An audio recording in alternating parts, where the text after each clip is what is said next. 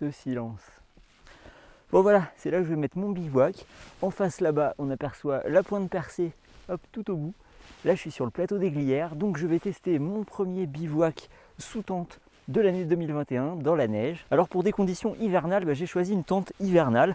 Voilà, ici on a une tente d'expédition, c'est une Samaya 2.0 de la gamme Alpine. Donc voilà, c'est une tente tout à fait adaptée aux expéditions, aux itinérances. Et voilà, c'est une tente 4 saisons, donc vraiment parfaite pour les conditions hivernales. C'est la première fois que je l'installe dans la neige, j'ai dû faire un peu de terrassement avec ma pelle, hop, pour préparer le terrain, parce que comme vous le voyez, il y a énormément de neige, il y a plus d'1 mètre de poudreuse, il est tombé énormément de neige hier.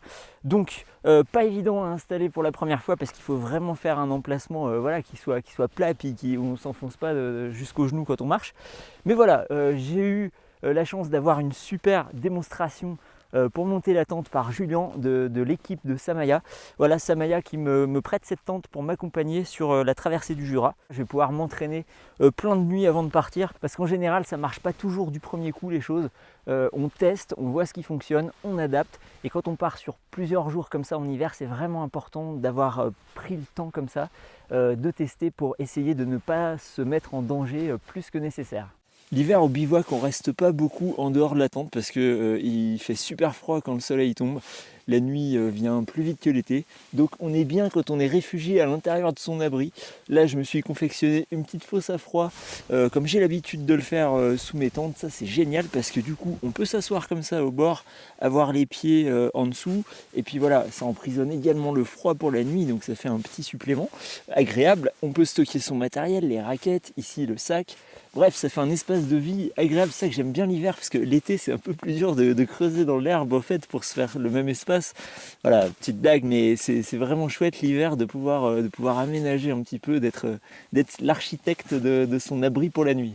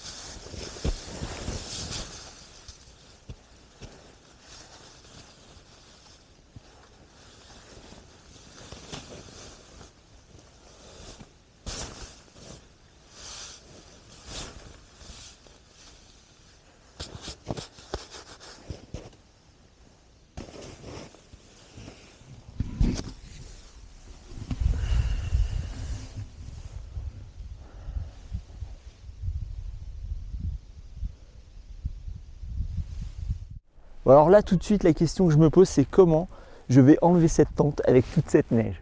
En tout cas, j'ai passé une super nuit, j'ai été hyper bien protégé dans cette tente.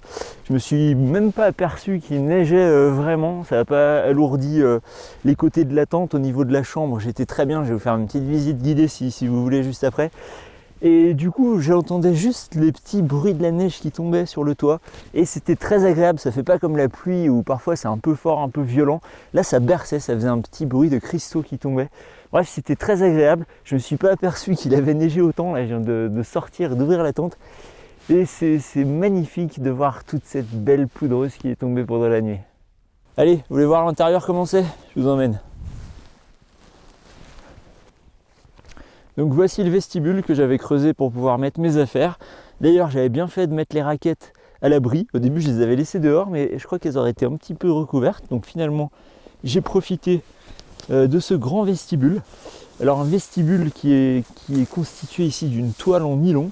Donc ça a pris la condensation, ça a tout gelé sur la face interne. Mais heureusement, à l'intérieur de la tente, regardez, hop. À l'intérieur de la tente ici, il y a vraiment zéro condensation. Je suis resté bien au sec et voilà, c'est ce qu'on demande à une tente, c'est de bien nous protéger. Et elle a parfaitement joué son rôle cette nuit. Bon, j'ai pu ranger la tente pendant qu'il y avait une éclaircie. Là, il se remet à neiger, j'ai trouvé un chalet, je vais m'abriter. J'ai marché un petit peu, on est le midi là, donc je vais me poser pour manger un petit peu. Voilà, donc très bon bilan positif pour cette nuit de bivouac sous la neige et sous le froid. Un point qui me vient tout de suite comme ça en tête, c'est vraiment d'être super organisé. Voilà, comme l'été, comme sur la traversée des Alpes, j'avais des sacs, le sac de la cuisine, le sac pour tout ce qui est électronique, le sac pour mes affaires, etc. Bref, c'est un système qui est vraiment, je trouve pour moi, très pratique, et on se rend vraiment compte qu'il faut être absolument organisé, surtout pour un bivouac hivernal quand il fait très très froid, parce qu'il y a un moment je savais plus où j'avais mis mon petit truc pour allumer le gaz, je savais plus où j'avais mis ma cuillère, j'avais rangé ça en vrac, après je l'avais posé ailleurs, bref.